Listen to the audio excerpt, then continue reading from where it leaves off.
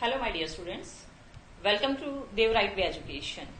I am Manisha, your biology teacher with you with a lecture for class 12. इससे पहले हमारा जो 12th class का जो लेक्चर हुआ था उसमें हमने डिस्कस किया था कि कौन कौन से नेचुरल मेथड्स हैं जिनसे जो प्लांट है वो एसेक्सुअली रिप्रोड्यूस कर सकता है।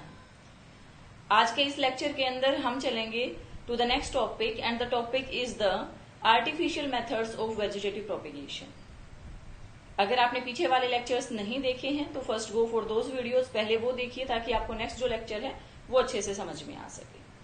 तो आज के हमारे लेक्चर के अंदर हम जानेंगे सबसे पहले तो आर्टिफिशियल मेथड कि वेजिटेटिव प्रोपेगेशन के अंदर कौन कौन से आर्टिफिशियल मेथड है और उसके बारे में हम जानेंगे। उसके बाद हम about the brief account of sexual reproduction, क्योंकि हमारा जो आर्टिफिशियल प्रोपेगेशन वाला जो कंसेप्ट है वो छोटा है।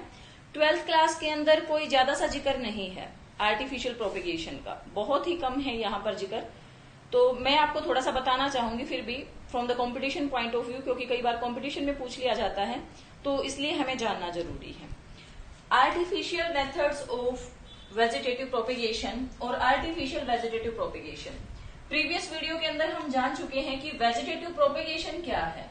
वेजिटेटिव प्रोपेगेशन है कि प्लांट की या तो स्टेम से या लीफ से या फिर रूट से, फ्रॉम द स्टेम, लीफ और root of a plant the process to develop a new plant. जब प्लांट के इनमें से किसी भी एक पार्ट को यूज करके एक नया जो प्लांट है वो डेवलप करवाया जाता है तो वो हमारी प्रोसेस कहलाती है वेजिटेटिव प्रोपेगेशन, और इन्हीं को हम बोलते हैं somatic part. These are also known as the somatic part of the plant. यही हमारे प्लांट के कौन से पार्ट होते हैं? सोमेटिक पार्ट होते हैं।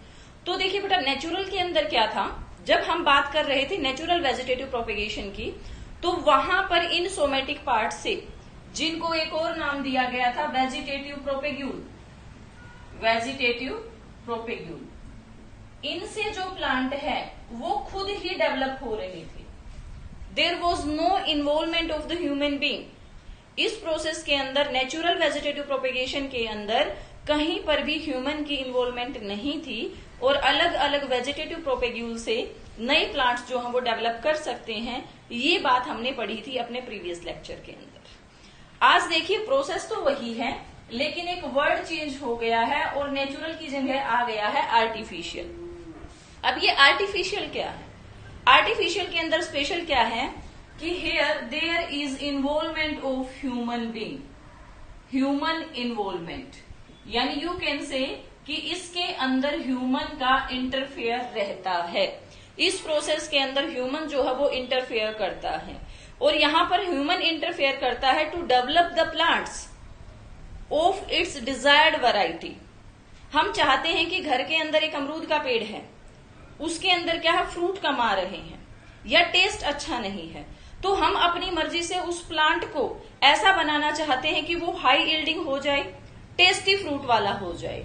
तो उसके लिए ह्यूमन बीइंग जो प्रोसेस अडॉप्ट करता है without the use of seed, seed का यूज किए बिना, with the help of somatic part, जो एक हॉर्टिकल्चरिस्ट है, जो एक फार्मर है, गार्डनर है, वो जब एक नया प्लांट बनाता है by the use of vegetative propagules, तो वो हमारी प्रोसेस कहलाती है आर्टिफिशियल वेजिटेटिव प्रोपेगेशन।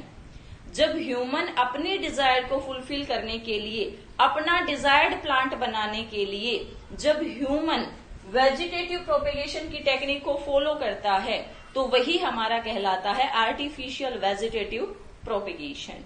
ये हमारी टेक्निक है। यहां पर जो काम होगा that will be with the involvement of human being. यहां पर ह्यूमन बीइंग की इन्वॉल्वमेंट रहेगी बेटा, ये एक बड़ा मैटर है। वहां पर नेचुरली हो रहा था, यहां पर ह्यूमन की इन्वॉल्वमेंट रहेगी। ठीक है, ये एक डिफरेंस है यहाँ पर।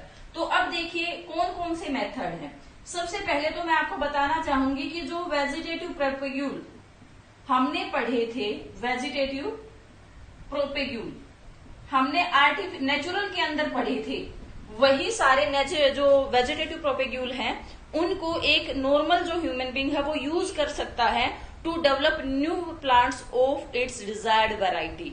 अपनी मर्जी के नए प्लांट बनाने के लिए जो ह्यूमन बीइंग है वो प्लांट के सोमेटिक पार्ट्स को, यानी कि वेजिटेटिव प्रोपेग्यूल्स को यूज कर सकता है। वो क्या क्या थे? हमने पढ़ा था ट्यूबर, हमने पढ़ा था कोम्स, हमने पढ़े थे सक्कर्स, रनर्स, हमने पढ़ी थी बर्ड्स, ये वाली चीजें। ये जो हमारे वेजिटेटिव प्रोपेग्यूल हैं, इनको फार्मर या गार्डनर या हॉर्टिकल्चरिस्ट यूज कर सकता है नए प्लांट डेवलप करने के लिए। इसमें क्या करेगा, इसमें वो ट्यूबर को या बड को अपनी मर्जी से नेचुरल कंडीशन, अपनी मर्जी से आर्टिफिशियल कंडीशंस के अंदर डेवलप करवाएगा। उसको खाद डालेगा अच्छी सी, उसको हार्मोन्स देगा ताकि वो कम टाइम के अंदर अच्छा डेवलप कर सके। तो यहाँ पर ह्यूमन अपनी इन्वॉल्वमेंट दिखाएगा। तो ये तो है with the help of vegetative propagules. Second जो इसके अंदर टेक्निक आती है वो आपने नॉर्मली देखी होगी कि कलम लगाते हैं, जिसको हम बोलते हैं कटिंग। देखिए कटिंग के अंदर क्या होता है, कोई भी एक जो प्लांट है उसकी रूट या स्टेम की, वैसे लीफ की भी कटिंग ली जाती है, रूट स्टेम या लीफ की कटिंग लगाई जाती है। उसका सेक्शन कट कर लेते हैं। जैसे कि हमारे पास ये कोई स्टेम है, इसको यहां से कट कर लिया और अब ये कट पार्ट आ गया हमारे पास ऐसा, ये स्लॉन्टिंग कट देते हैं हमेशा। तो इस कट पार्ट को क्या करते हैं, इसको सोयल के अंदर लगा देते हैं या किसी पोट के अंदर लगा देते हैं जहां पर हार्मोन्स हम रखते हैं और जहां पर टाइम टू टाइम कुछ हार्मोन्स का स्प्रे यहां पर दिया जाता है, अच्छे फर्टिलाइजर्स इसको जो है वो दिए जाते हैं। तो कटिंग के अंदर क्या किया जाता है, cut part of root stem और leaf of a plant is planted so that it can be grown in a new plant, ताकि एक नए प्लांट के अंदर ग्रो हो सके। ये तो हमारी जो है वो कटिंग है। कटिंग के बाद एक और टेक्निक यहां पर आती है, third technique, that is layering.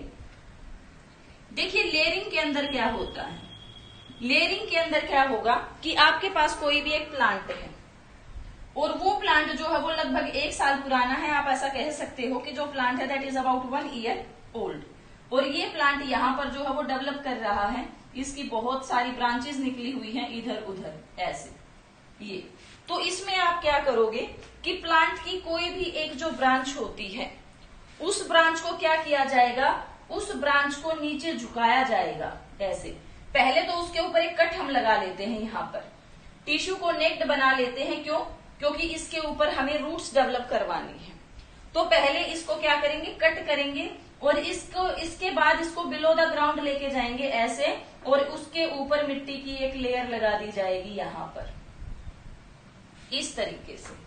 Stem को बेंड किया गया है, ग्राउंड के ऊपर रखा गया है और उसके ऊपर सोयल की एक जो लेयर है वो लगा दी गई है। अब धीरे धीरे इसके नीचे क्या डेवलप हो जाएंगी, रूट्स डेवलप हो जाएंगी। और जब रूट्स यहाँ पर डेवलप हो जाएंगी तो ये जो पार्ट है, यहाँ से स्टेम का जो पार्ट है उसको डिटैच कर दिया जाएगा and now this will grow as a new plant. अब ये एक नए प्लांट की तरह जो है वो ग्रो करेगी। ये जो लेयरिंग है हमारी, ये इस तरीके से ग्राउंड के नीचे भी हो सकती है, और एक और लेयरिंग होती है जिसको हम बोलते हैं air layering. Air layering, air layering के अंदर क्या किया जाता है, जो बड़े बड़े पेड़ पौधे होते हैं उनकी स्टेम के अंदर, जो कि स्टेम एयर में प्रेजेंट है, एयर में ऊपर हवा में है, तो उसी स्टेम के ऊपर एक सेक्शन कट करते हैं। जो ऊपर से बार्क वगैरह होती है उसको हटाते हैं, अंदर वाला टिश्यू बाहर निकालते हैं और उसके ऊपर एक मीडियम जो है वो रैप कर देते हैं। मीडियम यानी कि कुछ सॉयल हम लेते हैं, कुछ फर्टिलाइजर्स लेते हैं, कुछ हार्मोन्स लेते हैं और वो उस स्टेम के ऊपर लगा लेते हैं। जैसे कि हमारी ये वाली स्टेम है, यहाँ पर इसको पहले क्या किया गया, इसको ऊपर और नीचे से छील दिया गया है इस तरीके से। अब ये नेक्ड टिश्यू है यहाँ पर, इस नेक्ड टिश्यू के ऊपर क्या किया जाएगा, यहाँ पर एक मीडियम अप्लाई किया जाएगा जिसके अंदर सॉयल होगी, कुछ हार्मोन्स होंगे, कुछ फर्टिलाइजर्स होंगे, और इसको एक पॉली बैग से या बैंडेज से टाई कर दिया जाएगा किसी भी टाइप के इन्फेक्शन को प्रिवेंट करने के लिए। Now with the passage of time क्या होगा कि यहाँ पर ये जो पार्ट है इसके अंदर रूट्स डेवलप हो जाएंगे लाइक दिस, और जब इसके अंदर रूट्स डेवलप हो जाएंगी after the passing of few months और फ्यू वीक्स, यहाँ पर जब रूट्स डेवलप हो जाएंगी तो इसको मेन प्लांट से कट कर लिया जाएगा और इसको अलग जगह पर प्लांट कर दिया जाएगा and this will develop as a new plant. ये एक नए प्लांट की तरह जो है वो डेवलप करेगा। तो ये हमारे 3 मेथड है। सबसे पहला हमारा वेजिटेटिव प्रोपेग्यूल्स है, सेकंड हमारा कटिंग है, थर्ड हमारा लेयरिंग है। अब इसके बाद फोर्थ मेथड से मोर मैं आपको इंट्रोड्यूस करवा देती हूँ, दैट इज क्वाइट इंटरेस्टिंग। क्या है कि हमारे पास दो प्लांट हैं about same age group, same age के दो प्लांट हैं हमारे पास, और एक तो हमारा जो प्लांट है दैट इज हाई यील्डिंग, उस प्लांट की यील्ड ज्यादा है, लाइक गवावा प्लांट, एप्पल प्लांट। एक प्लांट की यील्ड ज्यादा है और दूसरा जो प्लांट है वो डिजीज रेजिस्टेंस है। तो हम चाहते हैं कि दोनों की जो पॉजिटिव क्वालिटीज हैं वो एक ही प्लांट के अंदर आ जाए। ये कैसे पॉसिबल है? ये पॉसिबल है बाय अ टेक्निक, और उस टेक्निक का जो नाम है वो है grafting. It is the fourth method of artificial vegetative propagation. देखिए इसके अंदर क्या होगा, you are having two plant, आपके पास दो प्लांट है, प्लांट 1 एंड प्लांट 2। ये प्लांट 1 है और ये प्लांट 2 है। जो प्लांट 1 है ऊपर इसकी लीव्स है, स्टेम है, तो जो प्लांट 1 है वो है हाई यील्डिंग, इसकी यील्ड ज्यादा है, और जो सेकंड प्लांट है ये है डिजीज रेजिस्टेंस। तो हमारे पास जो प्लांट है वो डिजीज रेजिस्टेंस है और हम चाहते हैं कि इसकी यील्ड भी ज्यादा हो जाए। तो अब देखिए हम क्या करेंगे। अब कहते हैं ना कि ऐसा हो जाए, इसको इसके ऊपर उठाकर रख दें और दोनों के जो कैरेक्टरिस्टिक है वो एक के अंदर ही आ जाएं। Is the technique possible? Yes, very possible. कैसे होगा? इस प्लांट को कट करेंगे यहां से, इसके नीचे वाले पार्ट से हमें कुछ नहीं लेना देना, इसका केवल ऊपर वाला पार्ट यूज करेंगे, ये वाला part, the part that is having stem. और इस पार्ट को अब बोला गया है स्काइन, वो पार्ट जो कि कौन से वाला है, अपर पार्ट है, स्टेम है उसके अंदर। सेकंड जो प्लांट है इसके अपर पार्ट से हमें कुछ नहीं लेना देना, उसको काट के एक साइड कर देंगे, लोअर पार्ट लेंगे जो कि रूट्स वाला पार्ट है, और इस पार्ट को बोलते हैं स्टॉक। यानी कि दो प्लांट डिजायर्ड कैरेक्टरिस्टिक्स के साथ, एक को बोला गया है स्काइन और दूसरे को बोला गया है स्टॉक। अब देखिए हमें क्या करना है, हमें ये जो स्टेम वाला पार्ट है ये इसके ऊपर लगा देना है। अब हमने क्या किया कि ये स्टेम वाला पार्ट यहां से उठाया और इसके ऊपर हमने यहां पर लगा दिया, ये आ गई इसकी स्टेम भी इधर ही, ये वाला। अब ये प्लांट हमारा 2 था, ये प्लांट हमारा 1 था, दोनों मिलकर एक नया प्लांट बन गए, और इस प्लांट के अंदर हमारे जो डिजायर्ड कैरेक्टरिस्टिक है वो होंगे। ये प्लांट हाई यील्डिंग भी होगा और इस प्लांट के अंदर डिजीज रेजिस्टेंस भी होगा। लेकिन क्या आप किसी भी प्लांट को किसी के भी ऊपर रख सकते हो? पहली चीज कि जो प्लांट है वो वुडी होना चाहिए, जिसके अंदर लकड़ी बनती है, कैम्बियम वाला जो प्लांट होता है, मेनली हमारे डाइकोट जो होते हैं वो प्लांट होने चाहिए। जैसे एप्पल है, मैंगो है, गवावा है, इस तरीके के जो प्लांट होते हैं वो प्लांट होने चाहिए। सेकंड थिंग क्या है कि जो हमारा ये हमने एक दूसरे के ऊपर जो रखे हैं ये इस तरीके से रखे जाने चाहिए कि दोनों के जो कैम्बियम होते हैं, दोनों के जो कैम्बियल होते हैं, कैम्बिया, वो आपस में कांटेक्ट में होने चाहिए। कैम्बियल रिंग्स आपने 11th क्लास के अंदर पढ़ी थी, पेड़ के अंदर जो लाइट और जो डार्क ब्राउन कलर की जो लाइंस होती हैं, they should be in contact. Same age group के लगभग प्लांट होने चाहिए। सेकेंड थिंग, जो कट लगाओगे आप, वो दोनों प्लांट्स के अंदर ऐसा होना चाहिए कि वो लॉक एंड की मैकेनिज्म का काम करे। जैसे कि आपने जो स्टैंड है उसके अंदर कट लगाया है ऐसे, तो जो स्टॉक है उसके अंदर जो आपका कट जाएगा वो आपका कट जाएगा ऐसे। अब अगर आप इनको एक दूसरे के अंदर डालोगे तो बिल्कुल फिट हो जाएंगे। कैसे? ऐसे फिट हो जाएंगे, और इनके जो आपस में कैम्बियल्स हैं वो कांटेक्ट में होंगे, ये आपस में फिट हो जाएंगे इस तरीके से। कट ऐसा भी हो सकता है, कट टी शेप का भी हो सकता है, किसी भी तरीके का कट हो सकता है, लेकिन कट जो है वो ऐसा होना चाहिए कि कट का सरफेस एरिया ज्यादा हो। इसके बाद दोनों के कैम्बियल कांटेक्ट में करके इनको ऊपर से कुछ मीडियम लगाएंगे यहाँ पर और इसको रैप कर देंगे बाहर के इन्फेक्शन से प्रिवेंट करने के लिए। और यहाँ पर बहुत जल्दी क्या होगा कि जो दोनों प्लांट्स के जो कैम्बियल हैं वो आपस में कांटेक्ट में आ जाएंगे, और बहुत ही कम ड्यूरेशन के अंदर, कुछ ही महीनों के अंदर, जब हम इसकी बैंडेज यहाँ से हटाकर देखेंगे तो ये एक कॉमन स्टेम यहाँ पर बन चुकी होगी दोनों प्लांट की मिलकर। तो ये थी हमारी ग्राफ्टिंग। तो ये कुछ कॉमन मेथड हैं जो कि आते हैं आर्टिफिशियल वेजिटेटिव प्रोपेगेशन के अंदर। इन्हीं को फॉलो करके जो गार्डनर हैं, जो हॉर्टिकल्चरिस्ट हैं, जो फार्मर हैं, वो रूटीन में नई वैरायटीज जो है वो डेवलप कराते रहते हैं। हाइब्रिड वैरायटीज कितनी हमें मार्केट के अंदर मिलती हैं, जो अलग अलग प्लांट्स को जो है वो इन्वॉल्व करके बनाई जाती हैं। तो इन्हीं टेक्निक्स को फॉलो करके रूटीन में जो गार्डनर हैं, हॉर्टिकल्चरिस्ट हैं, फार्मर हैं, वो नए नए फ्रूट्स डेवलप करवाते हैं। आपने सुना होगा कि एक ही प्लांट के ऊपर कई सारे फल भी जो है वो आ सकते हैं। बिल्कुल आ सकते हैं। इसी तरीके की टेक्निक वहां पर फॉलो की जाती है ग्राफ्टिंग की ही, जहां पर स्टेम कॉमन रखी जाती है और ब्रांचेज जो है वो अलग अलग प्लांट से ग्राफ्ट कर दी जाती है। क्योंकि मेन स्टेम का तो फिर हमारा काम हो जाता है to transport the water and minerals, और बाकी जो ब्रांचेज होती हैं वो अपना वर्क परफॉर्म करती हैं। तो ये कुछ मेथड्स हैं। अब यहाँ पर एक बात पूछी जाती है कि क्यों हम फॉलो करें artificial vegetative propagation?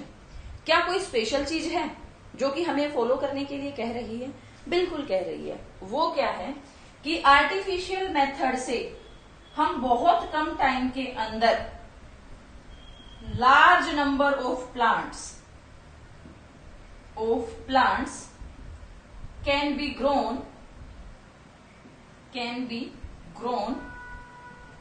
in very less period of time. बहुत कम टाइम के अंदर बहुत ज्यादा नंबर में हम नए प्लांट्स जो हैं वो डेवलप करा सकते हैं। आप कटिंग ही ले लीजिए, एक बहुत अच्छा प्लांट है आपके पास और आप चाहते हैं कि एक ही साल में वैसे 10 प्लांट हो जाएं आपके पास, कटिंग लगा दें आपके पास नए जो प्लांट है वो डेवलप हो जाएंगे। तो ये कुछ मेथड्स है। यहीं पर एक बहुत इंटरेस्टिंग मेथड और भी यहाँ पर हमारा जो है वो स्किप कर गया है, और वो जो मेथड है हमारा दैट इज टिश्यू कल्चर। आपने ये 10th क्लास में पढ़ा था। टिश्यू कल्चर किया क्या जाता है टिश्यू कल्चर के अंदर? Tissue culture that also come under artificial vegetative propagation. देखिए यहाँ पर क्या होता है टिश्यू कल्चर के अंदर, एक प्लांट से एक टिश्यू लिया जाता है, उस टिश्यू को, ये हमने टिश्यू ले लिया प्लांट से, और उसको एक कल्चर मीडियम के अंदर रखा जाता है। बहुत ही कम टाइम के अंदर इस टिश्यू के अंदर ग्रोथ होनी शुरू हो जाती है, और ये छोटे छोटे प्लांट्स के अंदर हार्मोन देते हैं हम, लाइक IBA, NAA, इस तरीके के हार्मोन दिए जाते हैं, और बहुत जल्दी ही यहाँ पर छोटे छोटे प्लांट बनने शुरू हो जाते हैं। इस तरीके से एक ही बार में कई 100 प्लांट, यहां से इनको गार्डन के अंदर प्लांट कर दिया जाता है ऐसे। तो ये भी आर्टिफिशियल वेजिटेटिव प्रोपेगेशन की एक टेक्निक है, टिश्यू कल्चर। बहुत ज्यादा डीपली इसलिए नहीं बताया गया है क्योंकि +2 NCERT में ये टॉपिक्स यहाँ पर गिवन नहीं है। I am giving you these topics for your intelligence और फॉर योर नॉलेज, ताकि आप इनको भूलो ना कि भाई नेचुरल वेजिटेटिव प्रोपेगेशन के साथ आर्टिफिशियल वेजिटेटिव प्रोपेगेशन भी है जो कि हमारे लिए बहुत ज्यादा काम की है। तो यहाँ पर सबसे बड़ा बेनिफिट यही रहेगा। अच्छा, टिश्यू कल्चर से एक और बात मुझे यहाँ पर जो है वो ध्यान में आ गई है कि वो कौन सी टेक्निक है जहां पर किसी डिजीज प्लांट से भी आप एक डिजीज फ्री प्लांट जो है वो पैदा करवा सकते हो। Can you give the answer? पूरे प्लांट के अंदर वायरस वाला डिजीज फैला हुआ है और उस प्लांट से आपको एक हेल्दी प्लांट बनाना है, तो कौन सी टेक्निक आप फॉलो करोगे? Without any thinking, without any doubt you can give the answer tissue culture. और टिश्यू कल्चर भी कौन से वाला? Meristem culture. आपने टिश्यूज पढ़े हैं और टिश्यू के अंदर आपने एक टिश्यू पढ़ा है मेरिस्टम। मेरिस्टम मेनली वो टिश्यू होता है, मेरिस्टेमेटिक टिश्यू, जो कि प्लांट के ग्रोइंग पार्ट्स के ऊपर मिलता है, मेरिस्टेमेटिक टिश्यू। तो मेरिस्टेमेटिक टिश्यू ग्रोइंग टिप्स के ऊपर मिलता है। अगर मेरिस्टेमेटिक टिश्यू से आप टिश्यू कल्चर परफॉर्म करते हो तो भले ही पूरे प्लांट के अंदर वायरस फैला हो, लेकिन मेरिस्टम जो पार्ट होता है उसको वायरस भी इन्फेक्ट नहीं कर सकता। कारण कि वायरस जितनी जल्दी जो है वो डिवाइड करता है उससे कहीं ज्यादा जल्दी डिवाइड करते हैं मेरिस्टेमेटिक टिश्यू। तो मेरिस्टेमेटिक टिश्यूज के अंदर जो बीमारियां हैं वो जल्दी नहीं फैलती है। तो यहां तक हमारा जो था, these were the few methods of artificial vegetative propagation, जो कि आपके लिए काफी कारगर सिद्ध होंगे। अच्छा पढ़ाया जाएगा, कुछ भी गलत नहीं पढ़ाया जाएगा। बी विद अस। अगर आप हमारा साथ दोगे हम आपका साथ देंगे। यहां तक जो आर्टिफिशियल वेजिटेटिव प्रोपेगेशन है, इस पूरे चैप्टर के अंदर अगर यहां तक आपको कोई भी प्रॉब्लम फेस होती है तो आप प्लीज हमें कमेंट करें। ताकि हम आपका साथ दे सके। इसके बाद देखिए यहां तक बात हो गई है एसेक्सुअल रिप्रोडक्शन की। टॉपिक अबाउट कंप्लीट हो चुका है हमारा एसेक्सुअल रिप्रोडक्शन का। अब बात क्या आती है कि हम ये कहते हैं कि sexual reproduction is much better than the asexual reproduction.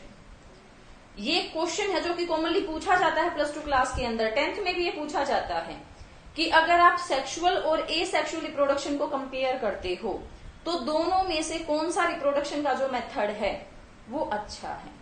तो हमारा हमेशा ही आंसर होता है कि sexual reproduction in spite of being a very slow process, sexual reproduction जो कि एक बहुत ही स्लो प्रोसेस है। देखिए डिसएडवांटेजेस काफी है सेक्सुअल रिप्रोडक्शन के, ऐसा नहीं है कि सब कुछ उसमें अच्छा है। वो एक चांस मेथड होता है, वहां प्रोसेस काफी स्लो है, 2 पार्टनर्स की रिक्वायरमेंट है, गैमेट फॉर्मेशन का होना जरूरी है, रिप्रोडक्टिव ऑर्गन्स का हेल्दी होना बहुत ज्यादा जरूरी है। ये कुछ रिक्वायरमेंट्स है सेक्सुअल रिप्रोडक्शन की, लेकिन उसकी बजाय भी हम एसेक्सुअल रिप्रोडक्शन को एक अच्छा रिप्रोडक्शन का मेथड बताते हैं कि जो सेक्सुअल रिप्रोडक्शन है वो एसेक्सुअल से कहीं ज्यादा अच्छा रिप्रोडक्शन का मेथड है। ऐसा हम क्यों कहते हैं? क्योंकि देखिए एसेक्सुअल रिप्रोडक्शन की अब तक आपने जितनी भी बातें यहां पर पढ़ी हैं वहां पर आपने पढ़ा है कि जो ऑर्गेनिज्म होते हैं वो एक ही पेरेंट से बनते हैं। ऑर्गेनिज्म जो है वो एक ही पेरेंट से जब बनता है तो वहां पर हमारे पास जो है वो वेरिएशंस नहीं आ पाती, वेरिएशंस की कमी रहती है। अब इस टॉपिक को हम यहां से हटा देते हैं। अब हमारा टॉपिक जो है वो है कि why we are preferring the sexual mode of reproduction over the asexual mode of reproduction. क्यों है better sexual reproduction? I am writing in short is better than, question पूछा जाता है ये, is better than asexual. Why? ऐसा क्यों कि जो सेक्सुअल रिप्रोडक्शन है वो एसेक्सुअल से अच्छा है। इसके बारे में हम बातें करते हैं। देखिए सबसे पहली चीज है वेरिएशंस। सेक्सुअल रिप्रोडक्शन के अंदर हमारे पास जो है वो 2 पेरेंट होते हैं, it is by parental. 2 parents के अंदर से गैमीट्स बनते हैं।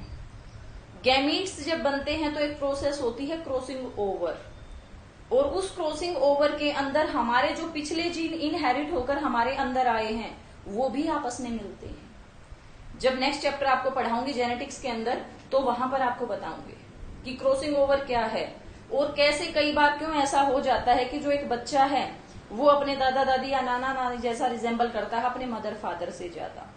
ऐसा भी क्यों हो जाता है? तो यहां पर वेरिएशंस क्योंकि बाय पेरेंटल है, पेरेंट्स के अंदर गैमेट्स बनते हैं और गैमेट्स बनते टाइम एक प्रोसेस होती है क्रॉसिंग ओवर जो कि जीन्स के एक्सचेंज में बहुत ज्यादा हेल्प करती है। तो सेक्सुअल रिप्रोडक्शन के अंदर वेरिएशंस बहुत ज्यादा आती हैं, इसीलिए ये एक बेटर मोड है। Second evolution. देखिए अर्थ के ऊपर हम कहते हैं कि जो लाइफ है वो वाटर के अंदर शुरू हुई थी। सबसे पहले यूनिसेलुलर ऑर्गेनिज्म बने थे, लेकिन आज के दिन तो आप कितने मिलियंस ऑफ ऑर्गेनिज्म अपने चारों तरफ देख पा रहे हो, और जिनके अंदर हम यूं कहते हैं कि हजारों के तो एंसेस्टर भी सेम हैं, और कहीं ना कहीं हम यूं कह देते हैं कि ऑलमोस्ट सभी ऑर्गेनिज्म के एंसेस्टर सेम हैं। तो अगर एंसेस्टर सेम थे तो हम अलग अलग क्यों? उसके पीछे रीजन है इवोल्यूशन, कि अगर वेरिएशंस आएंगी then variations lead to evolution. Variations हमें इवोल्यूशन की तरफ लेकर जाती हैं और इवोल्यूशन हमारे सर्वाइवल को इजी बनाता है विद द चेंजिंग एनवायरमेंट। क्योंकि अगर एनवायरमेंट बदलेगा तो बदलते हुए एनवायरमेंट के साथ हमारा भी बदलना जरूरी है, नए कैरेक्टरिस्टिक का आना जरूरी है। अब शायद इस मॉडर्न टेक्नोलॉजी वाली दुनिया के अंदर आदि मानव को छोड़ दिया जाए तो शायद वो सरवाइव ना कर पाए, क्योंकि उसके अंदर इवोल्यूशन हमारे जितना नहीं हुआ है। उनसे तो इवोल्व होके हम ऐसे बने हैं। अगर आज से कई हजार या लाखों साल पहले का जो आदमी है वो लाकर अर्थ के ऊपर अब इस टेक्नोलॉजी वाली दुनिया के अंदर छोड़ा जाए तो सरवाइव नहीं करेगा, क्योंकि हमारे अंदर तो क्या पता कितनी वेरिएशंस और कितने इवोल्यूशंस की प्रोसेस हो चुकी है। तो वेरिएशंस हैं, इवोल्यूशंस हैं। उसी के साथ साथ यहां पर क्या है, flow of genes. Flow of gene का मतलब क्या है? अलग अलग ज्योग्राफिकल एरिया के अंदर लोग रहते हैं, एक जगह से दूसरी जगह माइग्रेट करते हैं, ब्रीडिंग करते हैं, तो वहां पर एक जगह के जीन्स दूसरी जगह जाते हैं। अब एक जगह के जीन्स के अंदर अलग तरीके की अडेप्टेशन है, दूसरे ज्योग्राफिकल एरिया के जीन्स के अंदर अलग तरीके की अडेप्टेशन है। तो जब दो अलग अलग जगह के जीन्स आपस में मिलते हैं तो वो आपस में क्या हो जाते हैं? एक्सचेंज होते हैं, मिलते हैं। तो ऐसे एक ज्योग्राफिकल एरिया से दूसरे ज्योग्राफिकल एरिया के अंदर फ्लो होता है किसका? जीन्स का। इसके बाद सबसे इंपॉर्टेंट है पेरेंटल केयर। आप मुझे ये बताएं कि जब एसेक्सुअल रिप्रोडक्शन होता है, एक अमीबा था, 2 में टूट गया, क्या इसका कोई पेरेंट है? क्या इसका कोई पेरेंट है? ये तो डॉटर तो बन गई, लेकिन इनका पेरेंट कौन? आप कहेंगे ये नहीं, बिल्कुल नहीं, इसकी तो बॉडी खुद 2 में टूटी है तभी ये बनी है। और यहीं से एक क्वेश्चन और कि जो यूनिसेलुलर ऑर्गेनिजम्स है दे आर इमोर्टल।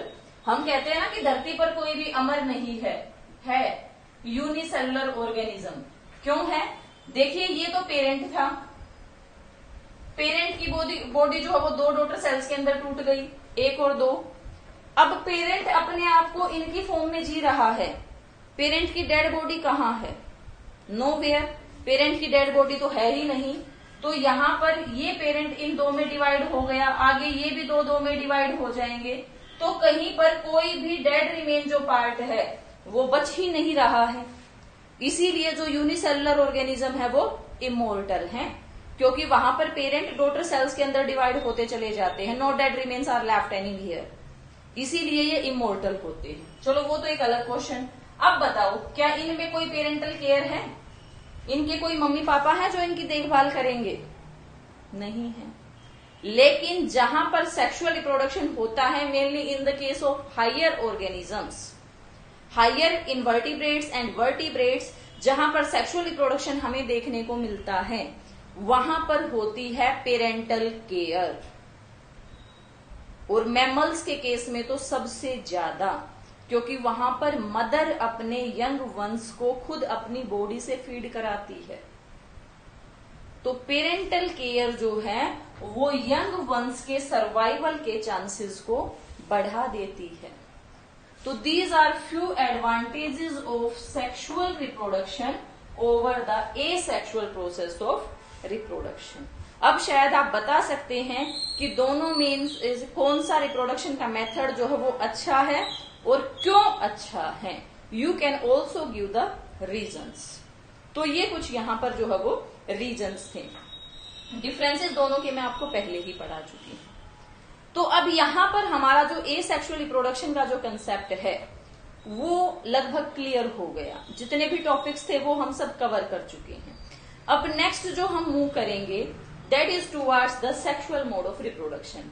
यहां से हमने कह दिया कि एसेक्सुअल अच्छा नहीं है, चलो भी सेक्सुअल अच्छा है, तो सेक्सुअल को पढ़ते हैं कि सेक्सुअल मोड ऑफ रिप्रोडक्शन क्या है, उसके अंदर किन किन चीजों की रिक्वायरमेंट है, और जिन जिन चीजों की रिक्वायरमेंट है वो चीजें कहां से आएंगी। तो सेक्सुअल रिप्रोडक्शन देखिए हमारा क्या कहता है। The sexual mode of reproduction, basic requirement मैं आपको यहां पर बता देती हूं कि सेक्सुअल रिप्रोडक्शन की बेसिक रिक्वायरमेंट्स क्या है। सेक्सुअल रिप्रोडक्शन सबसे पहले क्या चाहिए हमें? 2 पेरेंट्स, बाय पेरेंटल। 2 पेरेंट्स की रिक्वायरमेंट होगी। पेरेंट्स के अंदर रिप्रोडक्टिव ऑर्गन्स होंगे जहां पर क्या बनेंगे? गैमेट्स बनेंगे। इन गैमेट्स का फ्यूजन होगा जिसको हम फर्टिलाइजेशन बोलेंगे। फर्टिलाइजेशन के बाद एक ऑर्गेनिज्म बनेगा सिंगल सेल्ड जिसको हम जायगोट बोलेंगे। इस जायगोट के अंदर डिविजन्स होंगे जिसको हम एम्ब्रियोजेनेसिस बोलेंगे। और इस एम्ब्रियोजेनेसिस के बाद बन जाएगा एक फीटस, और इसी फीटस से बन जाएगा एक बेबी, और इसी बेबी से बन जाएगा एक अडल्ट। ये बेसिक है अबाउट द सेक्सुअल रिप्रोडक्शन कि जब सेक्सुअल रिप्रोडक्शन होगा तो ये जो प्रोसेस है ये हमें फॉलो करनी पड़ेंगी। लेकिन फिर वही, जब लाइफ की शुरुआत सिंगल सेल्ड ऑर्गेनिज्म से हुई है तो डेफिनेटली जो सेक्सुअल रिप्रोडक्शन है उसकी शुरुआत भी, सेक्सुअल रिप्रोडक्शन की शुरुआत भी जो हमारे सिंगल सेल्ड ऑर्गेनिज्म है या जो हमारे सिंपलेस्ट ऑर्गेनिज्म हैं उन्हीं से हुई थी। तो ऐसा कैसे हुआ था उसके बारे में जानते हैं। ये कुछ इवेंट्स हैं जो हम अब आगे पढ़ेंगे। Biparental gamete, fertilisation, zygote, इन सब के बारे में पढ़ना है अब हमें। देखिए, हमने पढ़ा कि जो सिंपलेस्ट ऑर्गेनिज्म है या यूनिसेलुलर ऑर्गेनिज्म है, तो उन यूनिसेलुलर ऑर्गेनिजम्स के अंदर एसेक्सुअल रिप्रोडक्शन होता था।